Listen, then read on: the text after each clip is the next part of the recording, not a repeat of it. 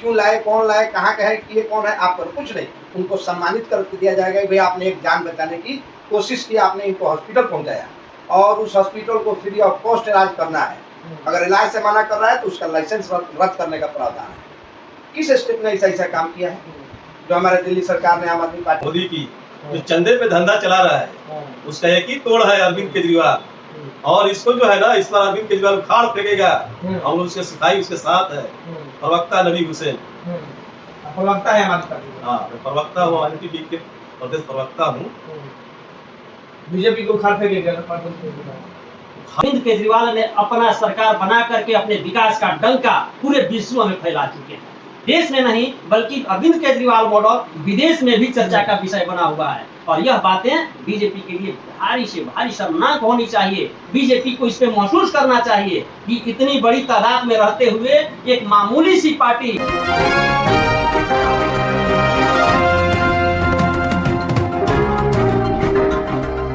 नमस्कार, मैं विजय कुमार, आप देख रहे हैं भारत न्यूज। और अभी हम लोग मौजूद हैं सिवान में और जो है हमारे साथ आम आदमी पार्टी के जिला प्रभारी बैतूला उर्फ आजम जी है। बात करेंगे देश की बात करेंगे कि जब देश में बीजेपी की सरकार है तो बीजेपी और जो मोदी की सरकार चल रही है तो मोदी से पूरे देश के जितने भी विपक्ष पार्टी के नेता है वो सभी लोग परेशान है। इसलिए परेशान है कि उन पे ईडी, सीबीआई, इनकम टैक्स का रेड पड़वा कर उन लोगों को जेल में बंद किया जा रहा है। मनीष सिसोदिया हो गए, सत्येंद्र जैन हो गए। अब उस पे से भारत के इतिहास में पहली बार हुआ है कि किसी सीएम को गिरफ्तार किया गया है। इससे पहले झारखंड के सीएम हेमंत सोरेन को गिरफ्तार किया गया था, लेकिन उससे पहले वो इस्तीफा दे चुके थे। लेकिन पहली बार देश में हुआ है कि किसी मुख्यमंत्री को गिरफ्तार किया गया है। जो मुख्यमंत्री अरविंद केजरीवाल है, साफ छवि के, दिल्ली के पूरे लोग उनसे खुश रहते हैं कि फ्री बिजली, पानी, बहुत सारे ऐसे सुविधाएं हैं, फ्री एजुकेशन, बहुत सी अच्छा सुविधा है। फिर भी उनको क्यों ईडी और सीबीआई के द्वारा, इनकम टैक्स के द्वारा जो है बीजेपी सरकार गिरफ्तार करवा दी है। उस पर हमारे साथ बात करने के लिए बैतूला उर्फ आजम जी है, जो जिला सिवान जिला के जिला प्रभारी है आम आदमी पार्टी से।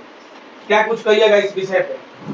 पहले मैं आपके द भारत न्यूज चैनल के सभी श्रोताओं और दर्शकों का मैं हार्दिक अभिनंदन, वंदन एवं नमन करता हूँ।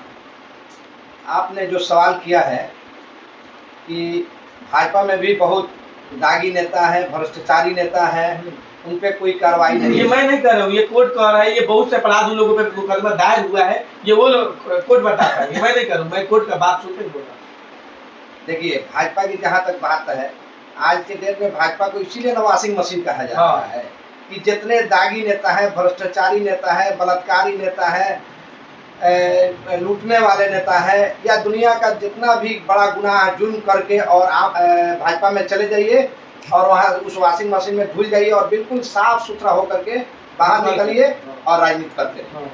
लेकिन आम आदमी पार्टी के नेता, आम आदमी पार्टी का एक एक कार्यकर्ता ईमानदार है और ईमानदार रहेगा।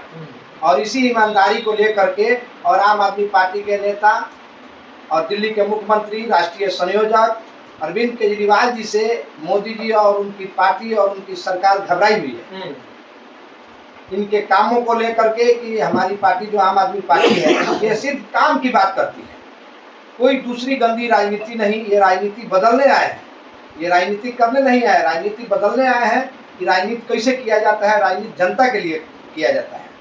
आम आदमी पार्टी ने जो सुविधा दिया है दिल्ली में, उसको देख करके पंजाब में हमारी सरकार बनी, गुजरात में हमें 40-45 लाख वोट मिला, वहाँ भी 5 विधायक हमारे जीते।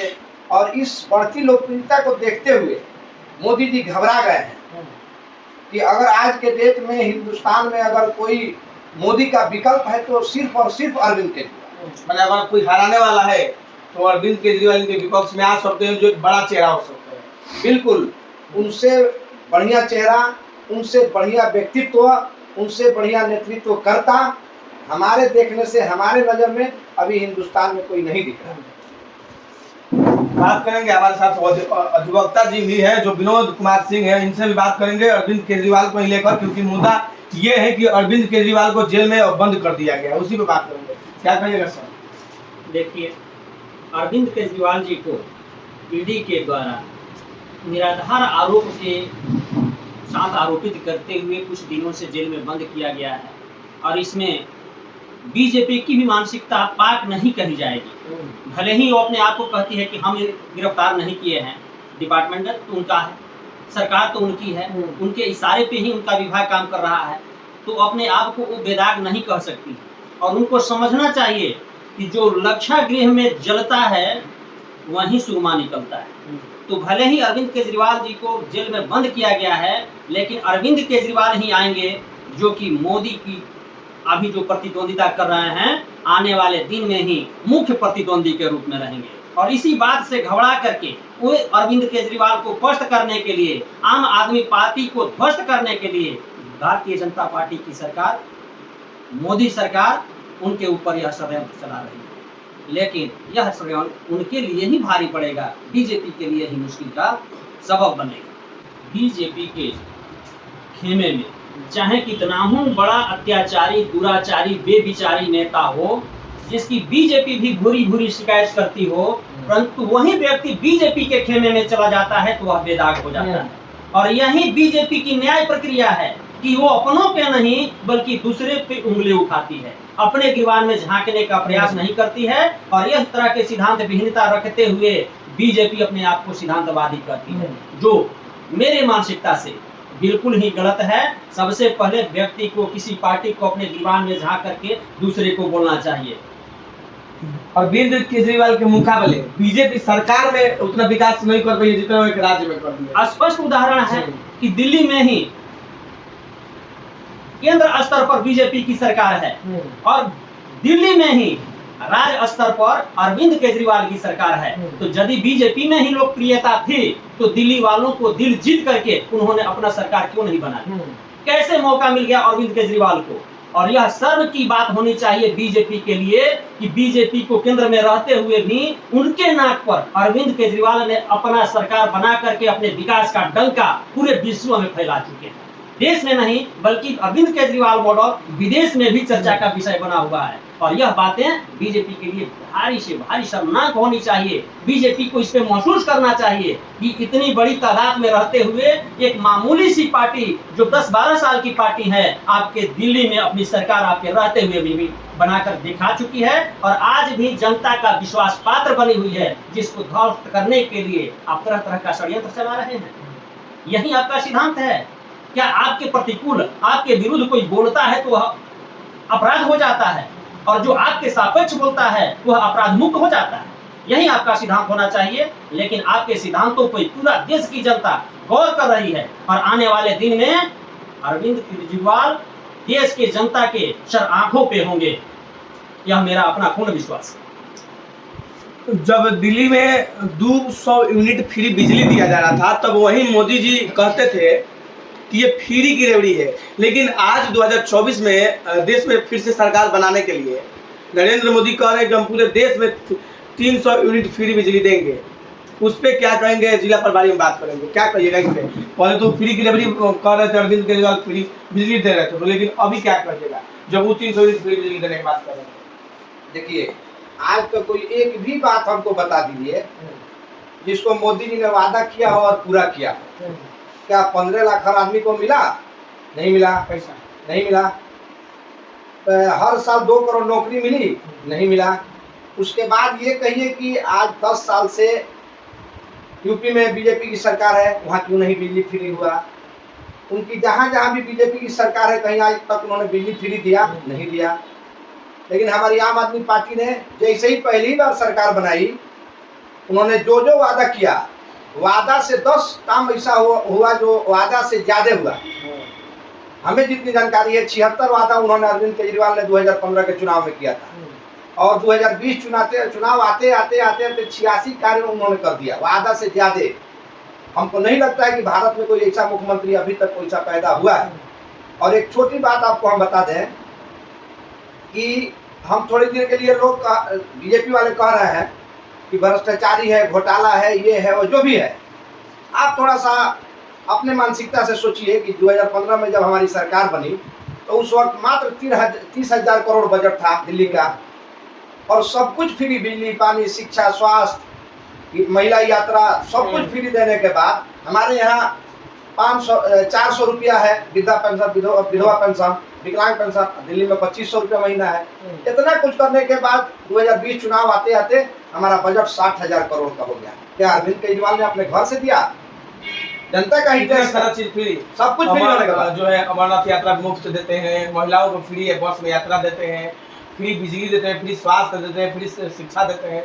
उसके बाद भी इतना फायदा में सरकार चल रही है। देखिए, उपलब्धि अगर गिनाने लगेंगे तो लिस्ट भर जाएगा, 2 पन्ना 4 पन्ना भर जाएगा। इतनी उपलब्धि, इतना काम हुआ है। सब कुछ आप थोड़ा सा सोचिए, स्वतंत्र रूप से सोचिए कि सब कुछ फ्री देने के बाद 5 साल के बाद वही सीएजी का रिपोर्ट, जो केंद्र सरकार की जांच एजेंसी है, सीएजी का रिपोर्ट आता है कि हिंदुस्तान में दिल्ली सरकार एक ऐसी सरकार है जो मुनाफे में है और उस पर 1 पैसा कर्ज नहीं है। 30,000 करोड़ से शुरू हुआ, 60,000 करोड़ हुआ, सब कुछ फ्री देने के बाद, और आज 80,000 करोड़, अभी 4 साल की सरकार हुई, 80,000 करोड़ बजट है दिल्ली का। आखिर कहाँ से पैसा आ रहा? अरविंद केजरीवाल अपने घर द्वार प्रॉपर्टी बेच के तो दे नहीं रहे हैं फ्री में। सरकार भी हमारे मुनाफे में है, 1 पैसा कर्ज भी नहीं है दिल्ली सरकार पे, और सब कुछ फ्री भी है, सुविधा भी बढ़ता ही जा रहा है।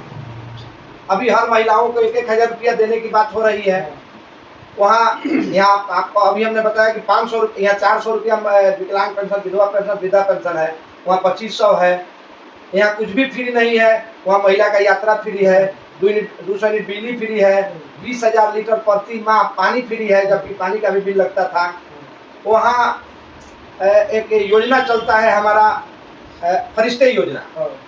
जैसे दिल्ली में हम चल रहे हैं, वहाँ एक्सीडेंट हो गया, आप कहाँ के हैं, यूपी के हैं, बिहार के हैं, दिल्ली के हैं, महाराष्ट्र से नहीं मतलब है, चाहे वो कहीं का व्यक्ति हो, अगर एक्सीडेंट हो गया तो वहाँ जो नज़दीक में जो सबसे हॉस्पिटल है, वो चाहे प्राइवेट, चाहे इतना बड़ा प्राइवेट हॉस्पिटल क्यों ना हो, उसी में एडमिट कराना है।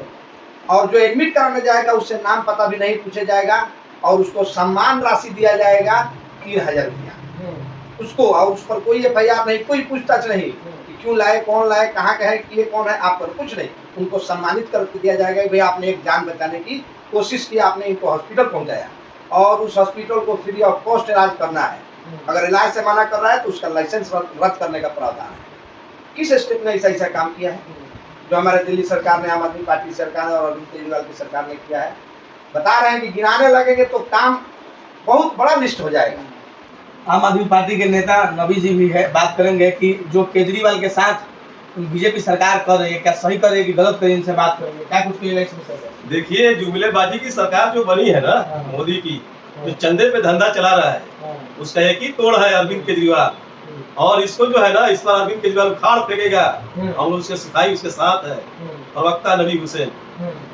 प्रवक्ता है हमारे पार्टी? हाँ, मैं प्रवक्ता हूँ, आईएनटीटी के प्रदेश प्रवक्ता हूँ। बीजेपी को उखाड़ फेंकेगा, उखाड़ की जोर से उखाड़ फेंकेगा, और सारा चंदे पे धंधा चलाना छोड़ा देगा इस बार। इलेक्टोरल बॉन्ड चंदा है, मैंने देश को बर्बाद किया गया है, अपने धंधा चला रहा है, इल्जाम लगा रहा है केजरीवाल पे। है शराब घोटाले में उनको भेजा गया है सब। आप देखिए संजय सिंह का जो न्यायपालिका ने बरी किया संजय सिंह को, आप पत्रकार हैं, क्या बोले जज साहब कि संजय सिंह पे लगाया हुआ ईडी का इल्जाम बेबुनियाद है, बोले ना? तो आपको समझ में नहीं आ रहा है सर, पूरी जनता समझ नहीं आ रहा है कि अपने चंदा का धंधा चला रहा है और दूसरे को इल्जाम लगा रहा है, हैं? उसका तोड़ केजरीवाल है, इस बार उखाड़ फेंकेगा वो। तो देख सकते हैं कि इस बार जो है इलेक्ट्रॉल बॉन्ड जो देश में 20,000 करोड़ चंदा लिया गया है, उस पर सफाई देते हैं अमित शाह की 6,000 करोड़ सिर्फ हम लोगों के हिसाब में आया है, बाकी 14,000 करोड़ जो है बांट दिया गया है अलग अलग पार्टियों को। तो चलिए, तो भारत के साथ जुड़े रहिए। जय हिंद।